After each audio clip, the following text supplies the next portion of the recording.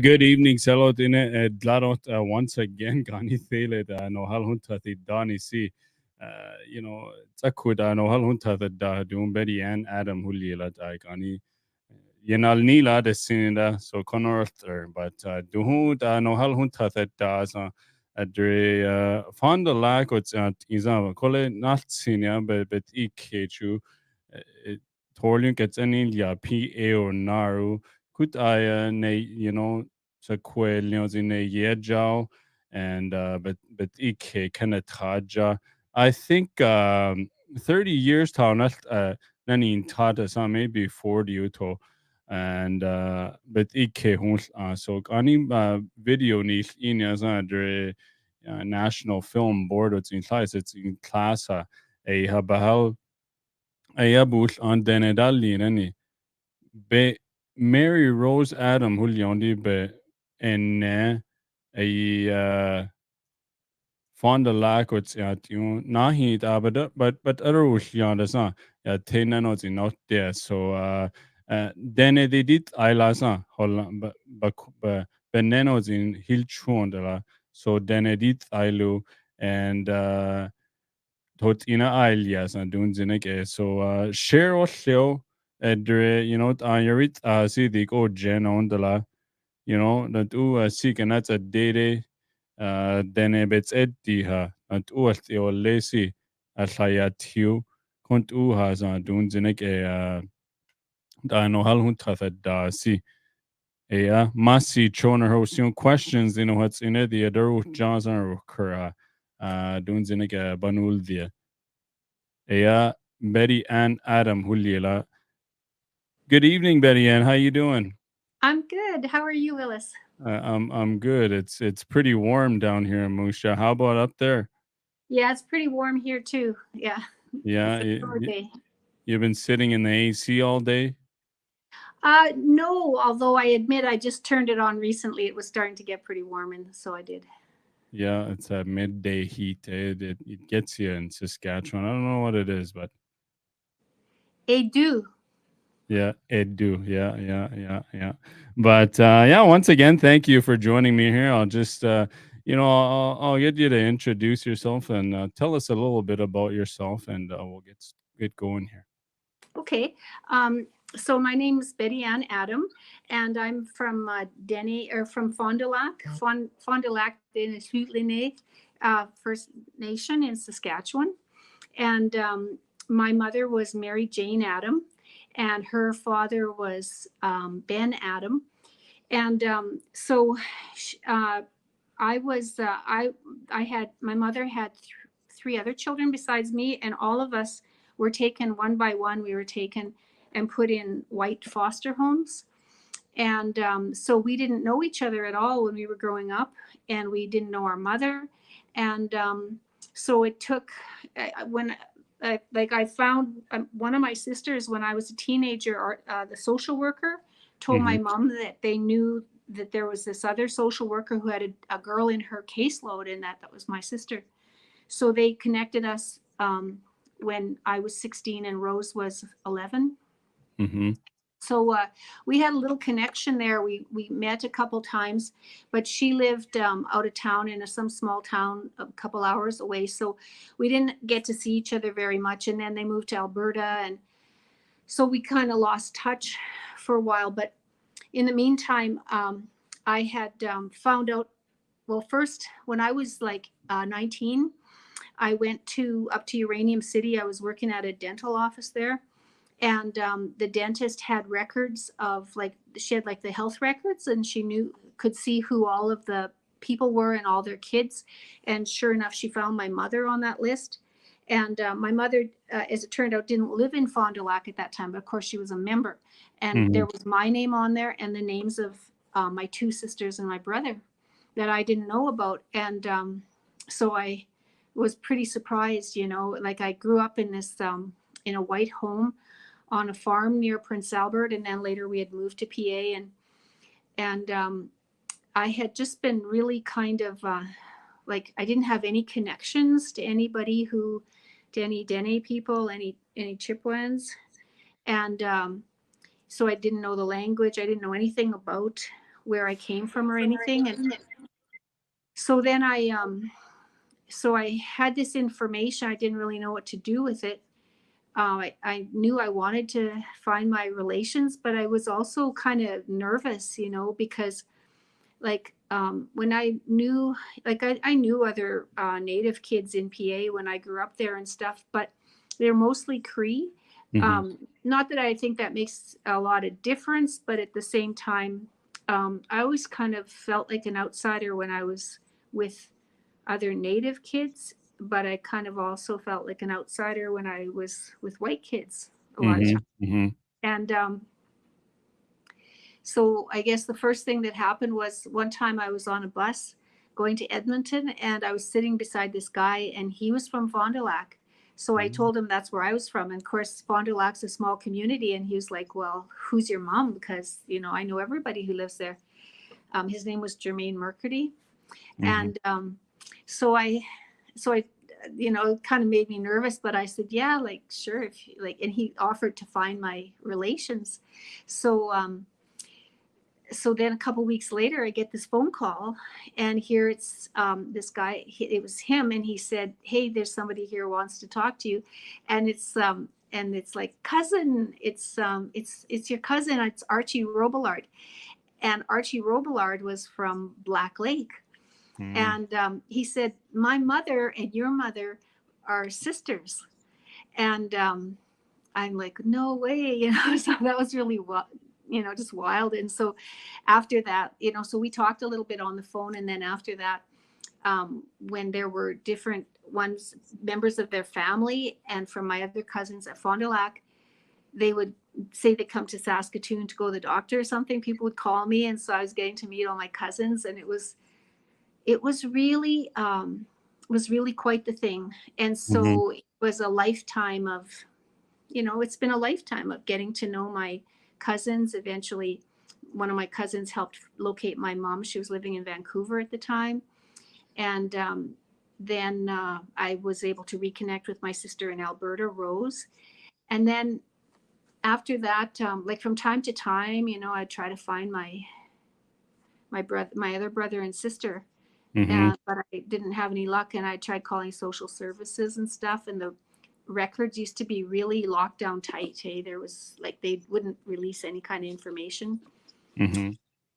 So, a long time went by. I mean, it took, like, I in the meantime, I got to know my mom, because sometimes I could go out to Vancouver, or sometimes she would go home to Fond du Lac, and she'd always visit me on her way through, and we talk on the phone and write letters and stuff. So that was really, it was a really big gift to get to Mm-hmm. meet my mom. Mm-hmm. It's a lot of 60s scoop people never get to meet their families, or maybe they feel scared the way that I did, and they just kind of Yeah. keep a distance, Yeah. because I'm, even I'm after. I'm sure there's a lot of different emotions too, and what was it like for you?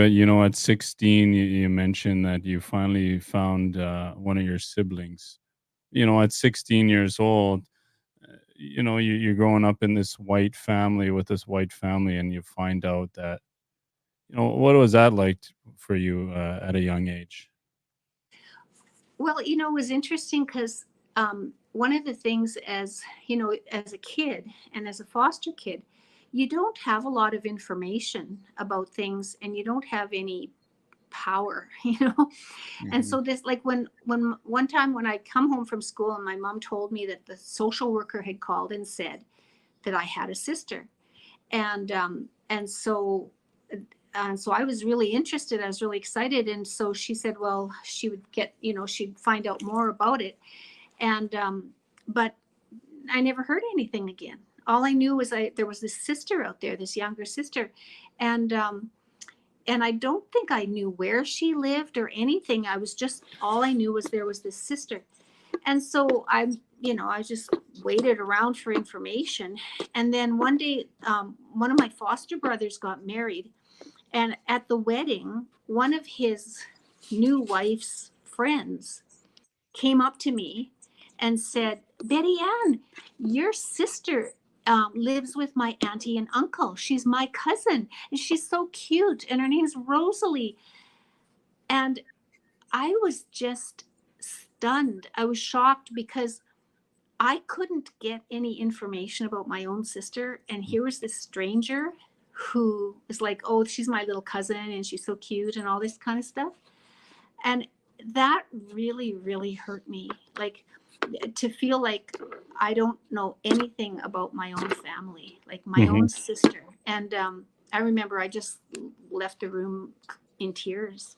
Hmm. And so I guess after that, my foster mom, like, she went and called the social worker again. It's like, well, what's going on? Can we get some information over here? And so then things changed, and then we heard from the other social worker, and they arranged for a visit. And so Rosalie's foster parents brought her to Prince Albert, and she came and visited with me for the afternoon. And then after that, we, arranged some visits where she came and stayed with me for a week in the city. And I went out to the farm where she lived and lived with them for a week, which was really nice. Hmm. And it was really amazing to meet somebody who looked like me. We Yeah. had a family resemblance, and that was one of the things that was really quite amazing for me as a foster child who, like, I grew up in a family and they had cousins and grandparents, and us foster children, we were told that we're supposed to call them our cousins and our foster and we call them auntie and uncle and grandma and grandpa. So we call, that's what we called them. But we knew that we weren't really their Yeah. their cousins, and they weren't really our grandparents, although everybody was nice enough and everything. But to actually meet my sister and we looked the same, it was really special. Yeah, yeah. Did it make you like question a lot of things once you met your sister, and finally you're with someone else who's Dene, and probably brown too, right? And you're surrounded. What kind of emotionally, what did it do for you? Well, I will just mention that there were three other foster kids in the home I grew up in. Hmm. And uh, so they were also brown, and one of my foster brothers, his dad was black, Oh. and so he was darker than I was.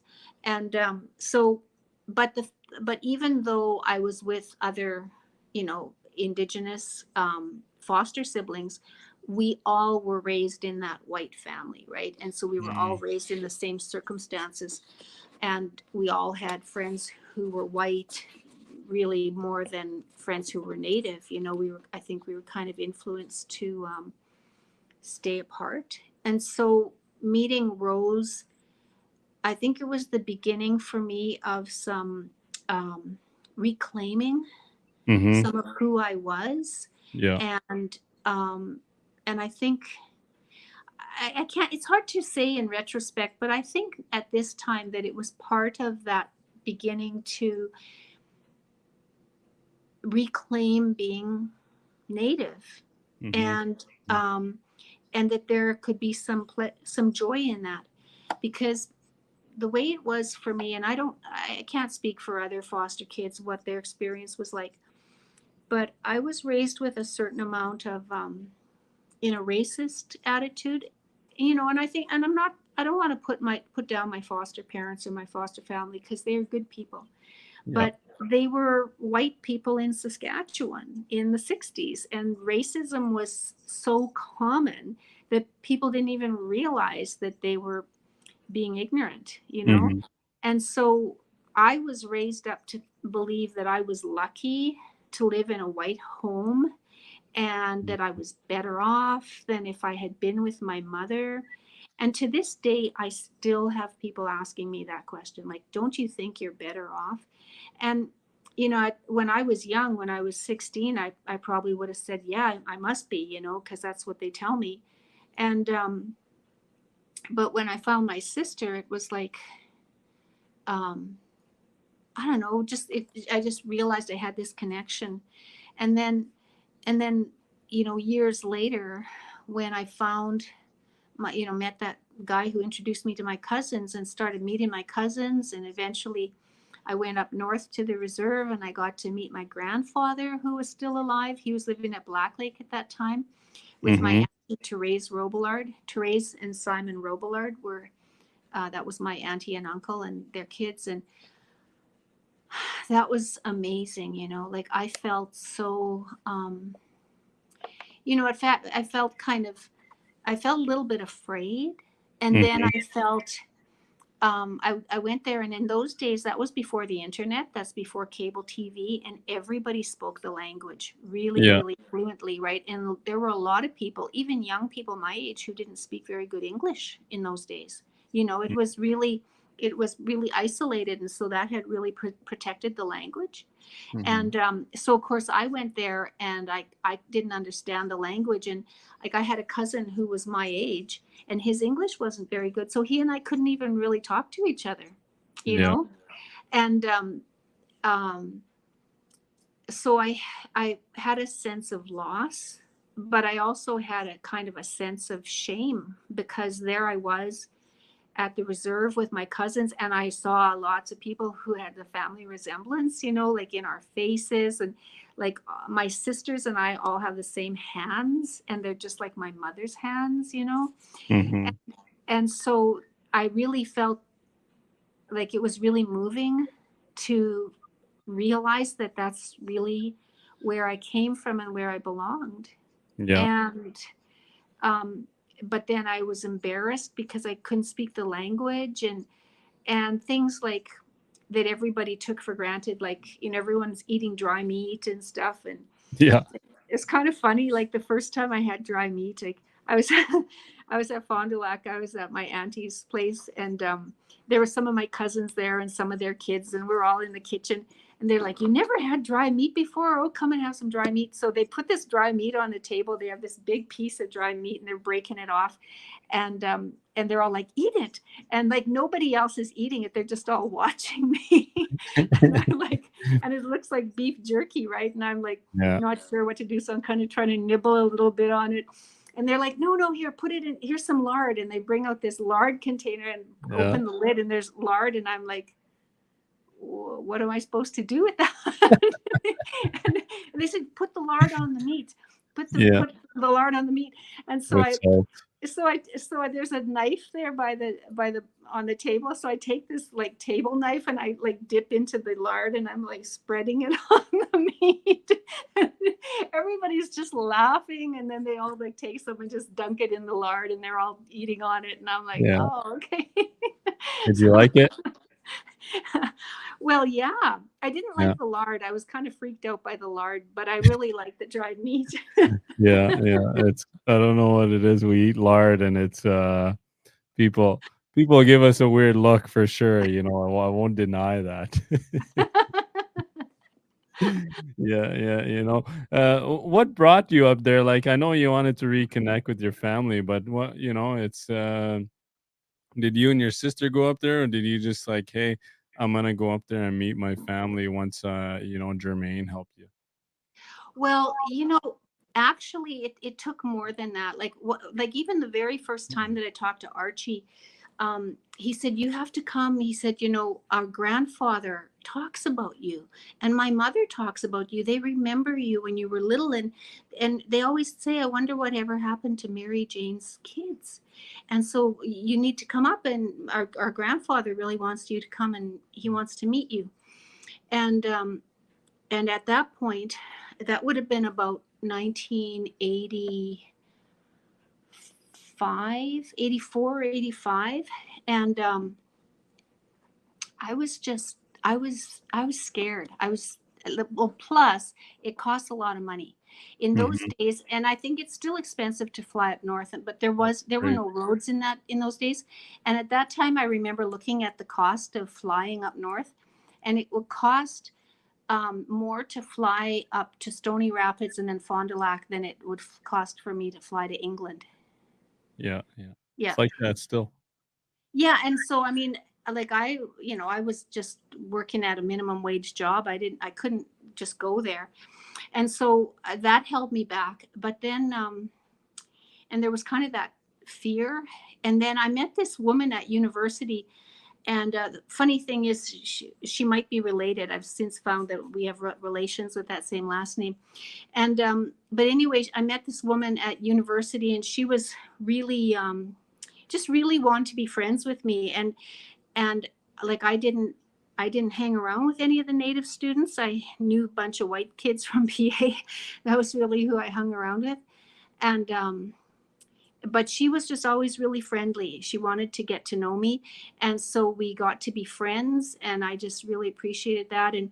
And so I told her about meeting my, talking to my cousins, and about my grandfather being up there, and he was 84. No, he was 83 at that time. And she said, you have to go. She said, no, just, this is serious. You can't wait. He's old, and he might not live. He's not going to live forever. And you need to go, and you need to meet him. And Mm, that was kind of the thing that made me do it. And so mhm.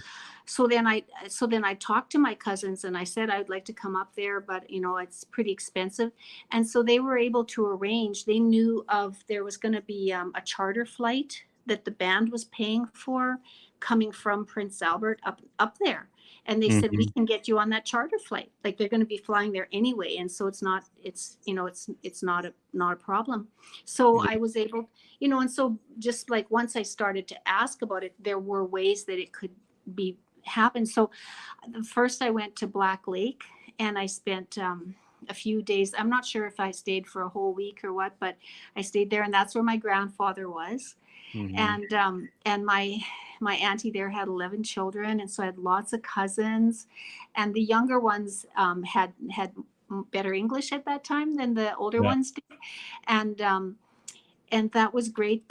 And my grandfather, he only would speak in Dene, and my cousins, Mhm. either Angie, no, not Angie, it was usually Jean or Billy, would translate for me.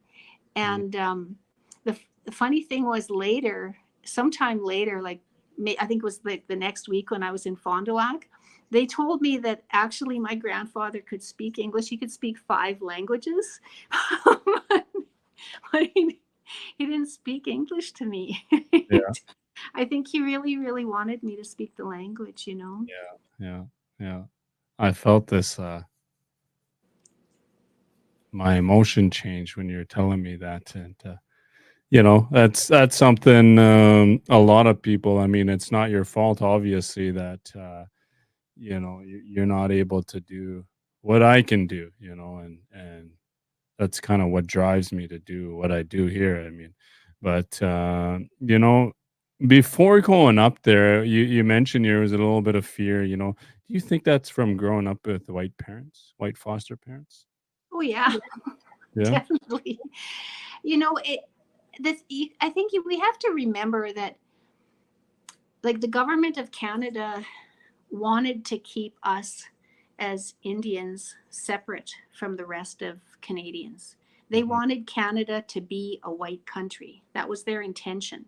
They Yeah. went to, Western Europe and invited all those people to come here. They wanted this to be a white nation, and they figured that they would eventually just get rid of us all, right? I mean, Mhm. we were dying off from diseases, and they had all, our parents' generations and the generations before that in residential schools. And there were times when 1 in 4 children would die in the residential schools. I Mhm. think they really expected us to disappear. And so it's like they were keeping us as like some dirty secret, keeping us Yeah. separate from society. They had the pass system that was keeping people on the reserve. They couldn't even go to town without permission from a white Indian agent. You couldn't, white Indians couldn't drink in the bar. They just wanted to keep the Indians away from the white people. And so I think it's not surprising that by the 1960s, when I was being raised up, the white people who were raising us, and all of us 60s kids are being raised up by white people who had been taught to fear Indians and to Yeah. think they were superior to Indians, to think that, oh, for whatever reasons, Indians, they're just not as good as us because they're poor, right? And Yeah. most of the white people didn't understand that the policies of the government were the things that kept us poor. Mhm. And policies like the residential schools were the things that damaged our people emotionally, that broke Mhm. our people. And Yeah. so that, and so all the white people could see was the results of those things. And so they thought we were inferior. And so then they think they're doing a big charity by raising up Indian kids to be like them. And in that process, they're teaching us that just try to be white, just be as white Yeah. as you can be, and that's the best thing. And Mhm. so I think there's a lot of kids who felt that fear. But there were a lot of kids who didn't feel that fear. There was a lot who just fought back, and who just were they just wanted to go home to their parents. And Yeah. they were older maybe when they were taken. Like, I know other kids who ran away from their foster homes and ran home to found their mothers. And I know one woman who talked about hiding under the bed at her mother's house and the police came and dragged her out of there and made her go back to the Wow. foster home. Wow. There's there's probably a lot of stories like that that excuse me, that got to be shared, for people to understand, and you mentioned the policies. There's still some policies today that, that keep us from moving forward past a lot of these issues too, right?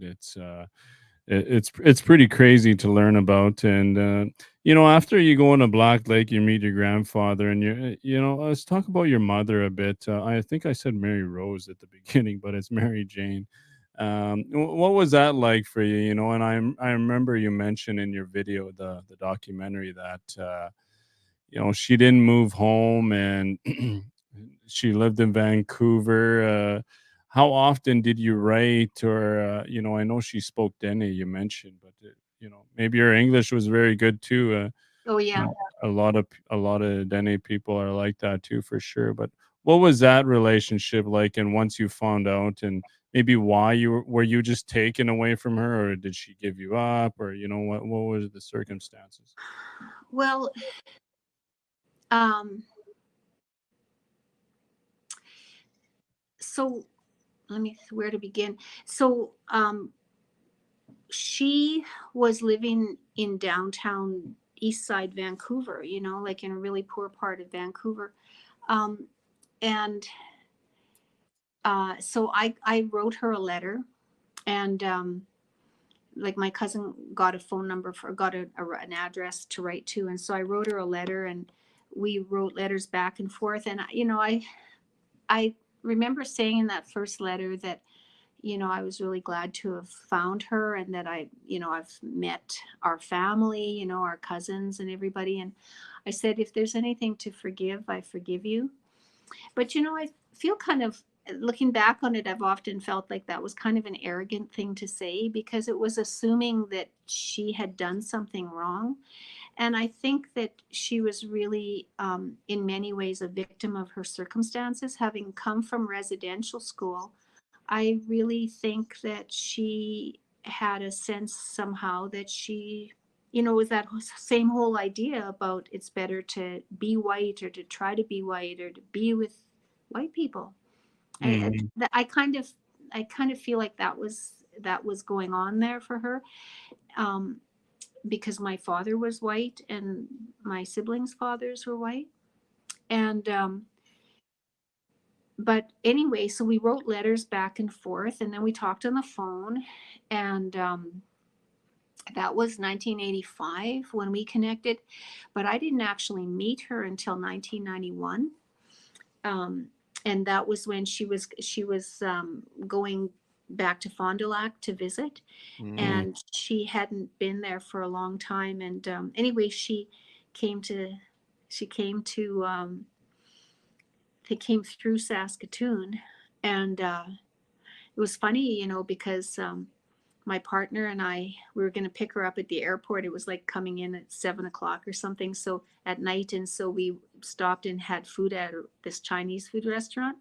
And my fortune cookie that night said, "You are about to receive something you have always wanted." Wow. And Yeah. Yeah. I showed it to her, like, she stayed with me for a few days. And at one point I showed that to her, and she read it, and she looked at me, and she just looked at me for a couple seconds, and then she said, "Do you mean me?" I was like, "Yeah." yeah. And like there's so much to say, and it's hard to say it because this is your mother and you feel a natural love, but at the same time it's also a stranger. Mhm. And so it's not easy to have a lot of those really important conversations. Like there's just this gulf, especially when our experience was so different. Like you know I hardly knew her, and Yeah. so I mean, over the years things got better. Over the years things got better. We talked more, um and we just got to know each other better. And uh but there was, I think, sometimes I feel bad because I don't think I loved her as completely and unconditionally as I Mhm. wish I had been able to. Yeah. Yeah. Yeah. But at the same time we did have some good memories together. And um she she used to knit, like, I guess one of the things I was going to mention is about residential school, right? Because she went to residential school. And so I asked her about that. And she didn't want to talk about it. And all Mhm. she would say was she made some good friends, some lifelong friends when she was there, that she's still in touch with some of the friends she made when she was going to residential school. And when it was there that she learned how to knit. And she loved to knit. And so she would always send me. And then later, when I was married and had a little daughter, she would make socks. She would Mm. knit us socks, and we'd get these packages in the mail at Christmas and at birthdays, and sometimes just out of the blue, we'd get these squishy packages in the mail, and there'd be some socks in there that she had knit for us. Yeah. And You still have them? yeah, oh yeah. Yeah. In fact, I had so many pairs that um, when like when I got together with my siblings the second time. So we got together that first time that you see in the film in 2015. And Mhm. then the next year we all got together at Rose's place in BC. And Yeah. I brought a bunch of socks from my mother and gave everybody a pair of socks that she had made. Mhm. And so I really like that, to know that they all had their feet to be kept warm in the cozy socks that our mother made. Yeah. Yeah. That's pretty good. That's something, sentimental that, it sounds like, you kinda got more than they did. They never knew her, or, I think Yeah. in the documentary too, what was that like that, you're the oldest of the 4, and then you just finally meet in 2015, and you know I'm sure, like, I remember in the beginning, you're in the airport, you're very anxious and fidgety and all that stuff, and you finally meet, but you get to share about your mother where they never what was that like, like, did it create Yeah, anything, any animosity or jealousy or anything like that, or was it all positive? it was a really positive experience overall. There was very little discord, and certainly, um, I think, the fact that it was being filmed, um, Mhm. meant, I think everybody wanted, I don't think none of us knew each other well enough to be completely open about things like that. Like if Mhm. anybody did feel jealous, that's not the kind of thing they would have said, especially at the times when the cameras were on and we were wearing microphones. Yeah, yeah. Um, and I don't think, like, I never got the sense that anybody felt jealous. I think everybody felt, just kind of this sadness that it took so long, and it was sad that we had been separated. I think that was the feeling that came through, just this, like, now that we're all together, we Mhm. understand better what we lost, Yeah, yeah, because, like, we didn't know what we didn't have until we had it, yeah, and then we realized, like, here we are, we're all like 50 years old, and we've had a whole lifetime of experience that we with no comment, very, like, Rose and I had a few memories together, but really not much. yeah. And so, but I really felt, happy to be able to tell them about our mother, and to have, some photos of her, and to be able to, just tell them about her. By the time we met, of course, she had died like 9 years before that. Oh, okay, And yeah, yeah. yeah, yeah. And Do they plan on going to Fond du Lac or anything? Do they or have they been? well, when my mother died, Rose had never met our mom. Like, I had given them each other's phone numbers and addresses, and they never reached out to each other.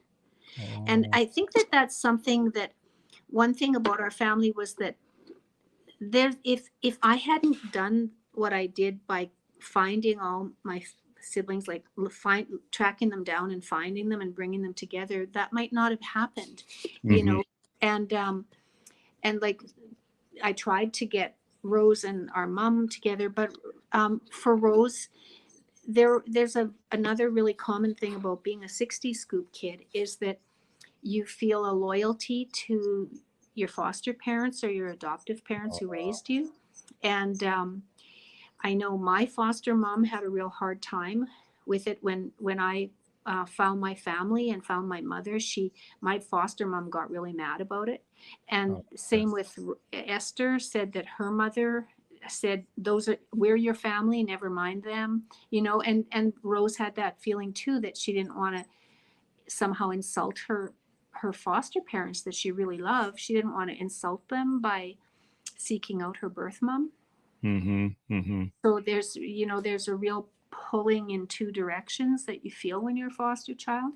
Yeah, That's a really common thing. And so anyway, I felt like I could at least tell them about her, um, and um, and share as much as I knew. And of course, they had questions that I hadn't always thought to ask. Um, so there's, I wish we'd had more time. I wish we'd had yeah, more time to. I know, I'm watching the time, and I'm like, I'm trying to get as much as I can in here, but, it's a lot of good things. I know this can go on forever too, but, just it's good that you're able to meet your family, I watched it, and there was a lot of sadness in there too, and being what I do too, I feel for people that had to go through what you go through, that, you don't have the connection that I do with other Dene people, and so, like I said, that's what drives me to do this, and, you know, from there, the policies that it, you know, two more questions really. It's taken you over 30 years, I do believe, to kind of get everybody together. Tell us a bit about some of the challenges or the hoops you had to go through to get all the information, because your brother was the last one that you found, I do believe, right? With No, no, Esther was the last one. Esther was, oh, because she was in Yeah, California. right. Yeah, yeah, yeah. So tell us how long that took to get everyone together up until before 2015. You know, the information you had to gather and the social workers and all that stuff. I think we lost her here for a little bit. Just wait till we get her back. Well, But well, you must have had a hi. phone call. You must have had a I phone did. call. Yeah, yeah, yeah. That's all good. Um, No, I just asked, like, tell us a bit about, the challenges you faced and how hard it was to get the information about your siblings. Right. Well, um, like when I first started making inquiries, that was, of course, before the internet. And that was a time when even making a long distance phone call, you were paying by the minute for every long distance phone call. And so it was really hard to make those, to do a search. I don't know. Yes. I had to write letters in the beginning. Like I had to go to the local child welfare agency and find out where would be the address to write to. And then I would get letters back, and I found out that kids weren't allowed to get information about our parents, or like our birth parents or our siblings. Mhm. And so I basically ran into a brick wall. And then, so years later, I tried again. And I sometimes there'd be a bit more information.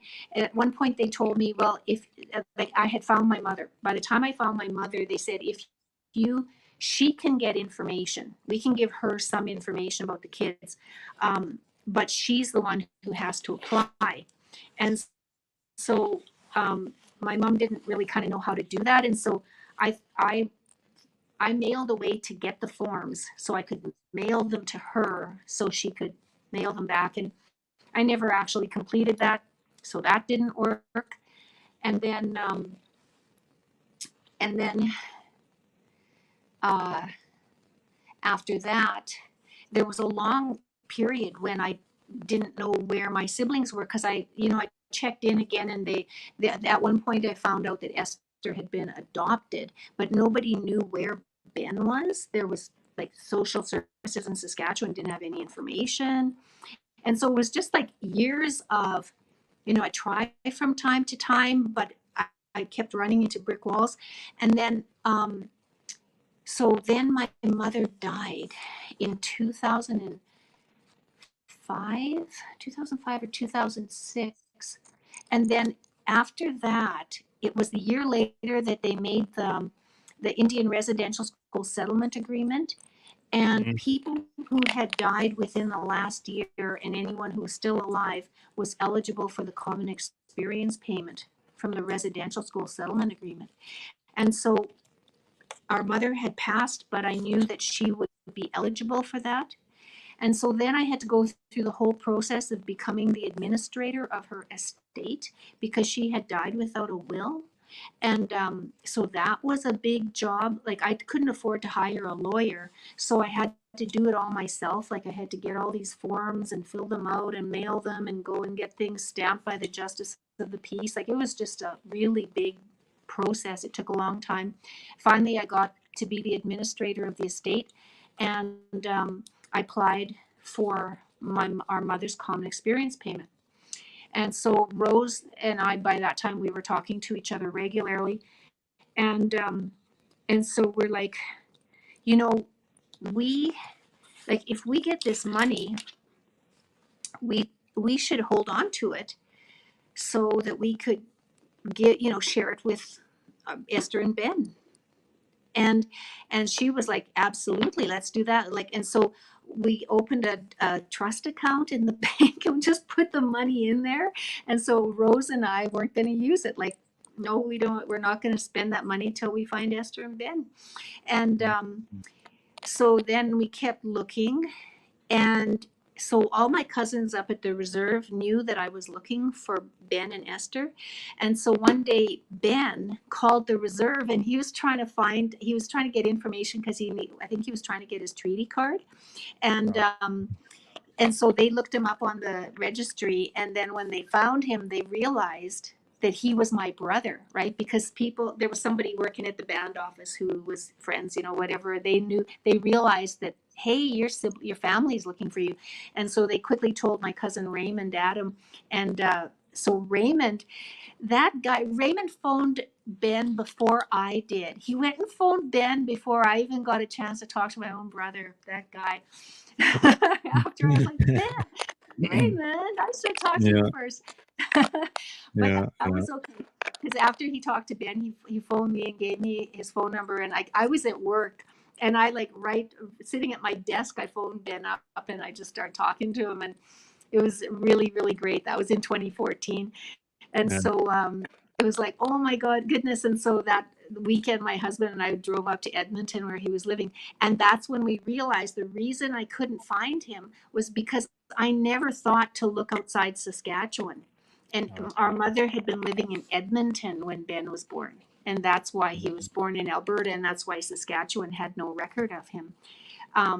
Or at least they didn't have any birth records or childhood records. And then so then there were three of us still looking for Esther, and by then I knew that she had been adopted. And the thing was, here's an interesting thing. So social services has a thing they call the post-adoption registry. And if you were a foster child or a child who actually got adopted, they will hire a private investigator to find you for your family. Oh, And that's what they did. And so that private investigator knew that they'd moved to California, and they went and apparently they found obituaries for my sister's adopted parents, and that's how they were able to track down her sister and so on and so forth, and that's how they found her. And by that time they had asked me to write a letter to Esther that they could give her. But they always wanted to keep all the control. They said, you mm-hmm. can write your sister a letter, but you can't give any kind of contact information. You can't give her your phone number. You can't give her your address. You can't, you're not allowed to give her any identifying information. Like this would have been in 2013 or Yeah, 20, something like 2013. They were still trying to keep control of us, and we're adults in our 60s, in adults. our 50s, pardon me, and they still wanted to control whether or not we could talk to each other. Like it infuriates me when I think about it. And so they called Esther, and when she got this news, and she just started crying and crying. She said she cried all day, but in fact she didn't cry all day, because as soon as she could look out her eyes, she went to Facebook and she found me immediately, because Yeah, yeah. she That's knew what what I her did too. last name had been, right? She knew what her last name had been when she was born. That was something her adopted mother had told her. So she went and looked me up, and so I'm like, this one day I'm washing dishes in the kitchen, my phone dings, like there's some kind of a message there for me, and I Yeah, look and I've got a Facebook friend request from Esther Vandenham. yeah, And Esther, oh my God. And I was just so excited, but also kind of scared. I went back to the sink and I'm still washing dishes. And I'm like, what am I doing? And I just leave the kitchen and go quickly to my computer, and I open up Facebook and I'm send her a message. And so she and I are messaging each other, and our messages are so full of typos you can hardly understand it, because we're both yeah, really trying to type really fast. yeah, yeah. Uh, And then at a certain point, I'm like, "What are we doing? What's your phone number?" so yeah, so then we were able to talk on the phone, and so it was that, putting that last piece of family in the puzzle yeah, was such a big thing for me emotionally. I kind of had a bit of a nervous breakdown. Like I couldn't believe it was just like this avalanche of feelings where I realized that all of our life together had been stolen from us, Mm-hmm. that we had, and it was kind of like, you know how I talk about how we, you know, I was raised in a white family and all my friends were white and stuff, and I was afraid, you know, it's like I was afraid to be native, and it was like all my life I had been afraid of being an Indian. It was like I was, some big dark shadow was following me all the time. And I was so afraid I just wouldn't turn and look at it. I was just afraid of this shadow following me. And finally, I just stopped and I turned around to face the shadow. And like, it's here, it's a friend, Mm-hmm. right? Yeah. It's my family. And I'm just like, you know, like, holy, and I would find myself when I was alone crying all the time, you know, like I'd be driving to work and I'd just be crying for, I didn't even know why. And then I'd have to go to work and do my work. And then at lunchtime, I'd leave the office and sit in my car and cry again. It was just Mm-hmm. really, it was a kind of shocking to, Grieving. yeah, Yeah. Lots of grieving probably, and yeah. you know, I, everything I that. I took time off work. I was away from work for 3.5 months, Oh wow. and but you're right, it was grieving time. Mm-hmm. And like I had very quickly asked her, can I come and see you? And she said, I don't think so, I'm not, I need some time, I need some time Mm-hmm. before. And so that we had made that connection in July, and I called her again in November. By that time, I was on that leave, that stress leave. And I said, can I come see you? And she said, yes. So, so after Christmas that year, I went to California, and I met my sister, you know, and that was the last member of my family, this person who'd been missing. And I realized that, you know, I was a reporter at the Star Phoenix for many years, and one of the stories that had become a big story was missing and murdered Indigenous women. Mm-hmm.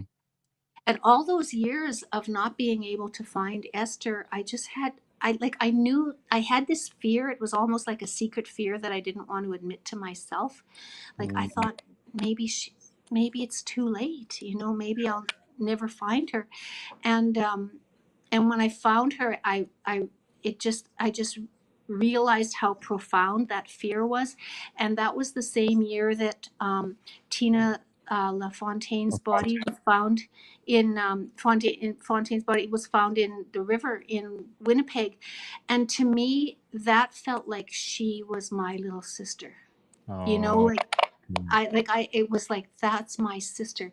And Mm-hmm. for years I had covered courts, and I saw so many Indigenous people living out the worst days of their life, you know, having to Mm-hmm. testify in court about horrible things that had happened to them and stuff like that, and with horrible things they had done, you know, and feeling all their grief and sorrow. And I just felt like it was the system so unfair to our people. Like so many of our people have been criminalized and imprisoned in a way greater proportions than white Mm-hmm. people who even do the same things. And and there was that, and there was, like, it was just one thing after another. I could just see how, as Indigenous people, we had been discriminated against and marginalized and treated unfairly. And I was just so angry, just really angry. And, um, you know, so I went and met my sister, and we were together. And, you know, we had so much of our lives that we didn't know about each other, but we started the journey, you know. Yeah. Yeah. And so then there was the four of us, and so it's like I was, you know, it's like, okay, gang, we've got some money in the bank, and thank Oh goodness yeah. we do, because everybody's so far apart from each other that it's going to cost a lot of money to get together, but we can do it. Right, like, let's do this thing. And so Esther had lived all her life since she was just really small in California. So she was like a landed immigrant. She has a green card, but she's not an American citizen. So she'd never had a passport in her life, or a treaty Oh. card or anything. And so I helped her to start applying for her passport and her treaty card, and all of that took it took a long time for all of that Hmm. to get sorted out. And it was during that time that the Truth and Reconciliation Commission was ending. Yeah. And Marie Wilson, who was one of the commissioners, she came to Saskatoon and she gave a talk about how the commission was ending and that all the communities should start working toward reconciliation. So I got in line to say hello to her at the end of the event. And so I told her just really quickly about myself. My mother was a residential school survivor. All her kids were taken in the 60s scoop.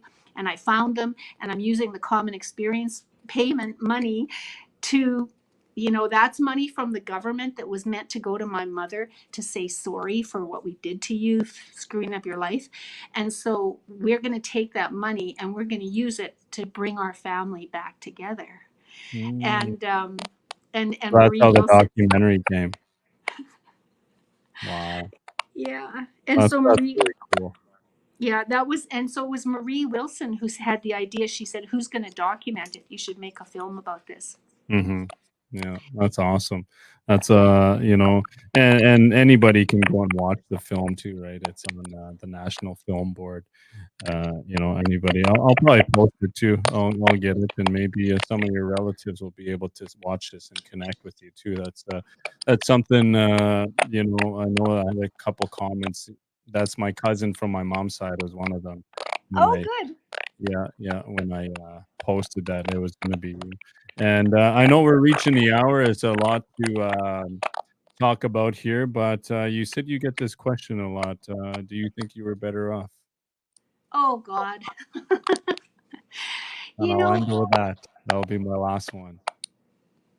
it's kind of like you see those movies of the two different realities, right? And which reality is better.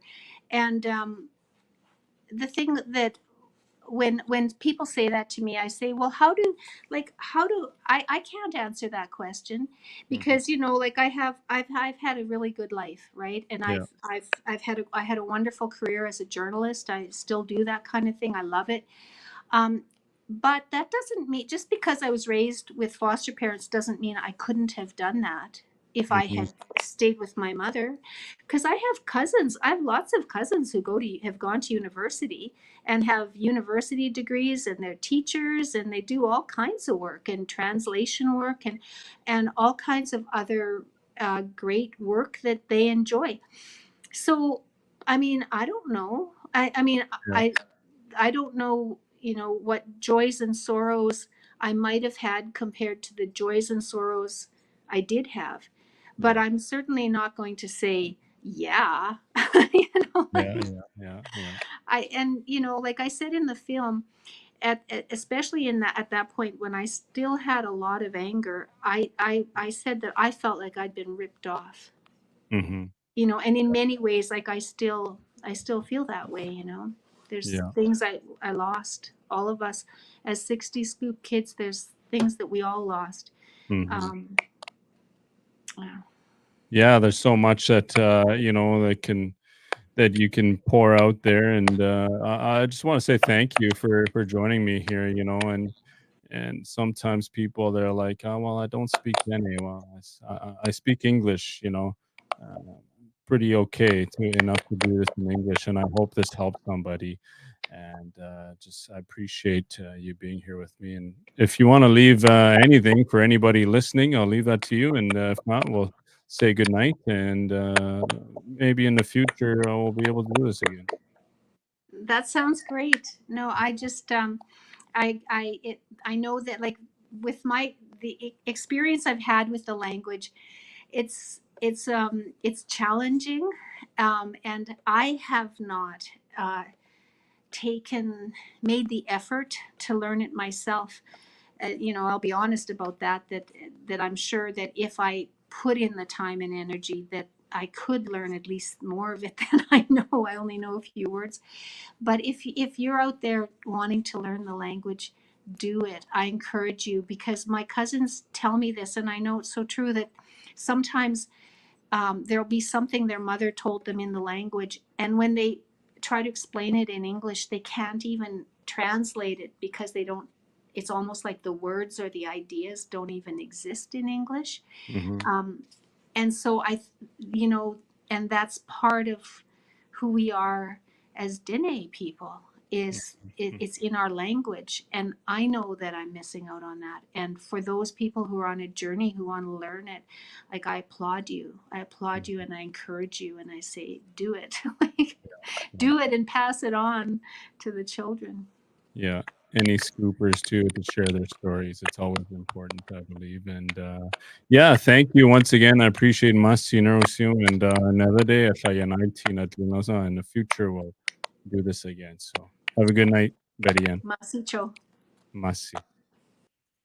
All right, salot in a kuyi Betty Ann Adam atila. Maybe nahin denanelot in tadalni sa zakwe coin it's yeah, bottom of the lake, yeah, T coin it's at and Mary Jane Adam Hulier. So maybe Melot but and reach out to Jare let's see Hanul Tanuto, any way that was unta do listen is on the sun. So with that must see na sin salot in a sin neza do once again this week Fred Sasakamu's tournament Nastra.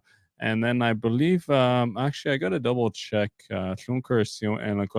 Next Monday, the Fort Chips and Hassasa. So a lot of things, school the Nastra, Sig and Nastra. And Rogets Ursa, invite us, Ilya, Lissi, Massinas, Thanosin, Niazandu, no Hayatiedit, I have the reason de la Denethano not daisy no yetiedit ababaho andilo si collegians a kunastra, thenathanast at a hinastela. Ku and nebets funas clade saru toda. Ayotun dena ayast hitlila, sellia the yanse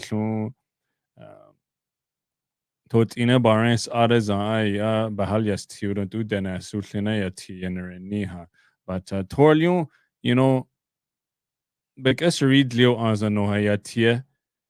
Te bet annat it's sure on design nether day no has canon that ut I school card delo to at ut at the daidling at real kont u identity base na dates sure ayan is zunsa dun zinage masina her soon salot in a no barrel le Llwyans lot salade until deal in at lin losa masicho. Have a good night.